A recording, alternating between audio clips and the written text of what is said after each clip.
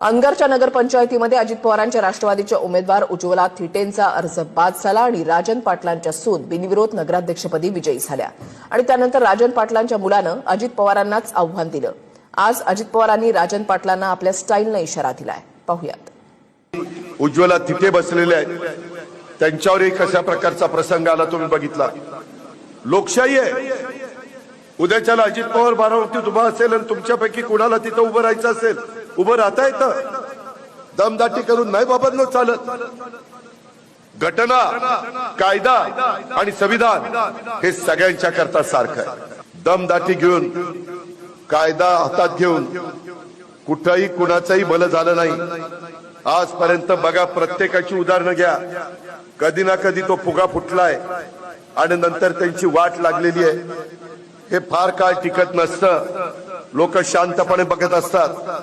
योग्य वेळ आली, योग्य संधी आली की योग्य ठिकाणी बटन दाबण्याचं काम लोक करतात आणि मस्ती असणाऱ्या लोकांना अशा पद्धतीने खड्यासारखं बाजूला टाकतात। हे महाराष्ट्रामध्ये बघितलं गेलेलं आहे।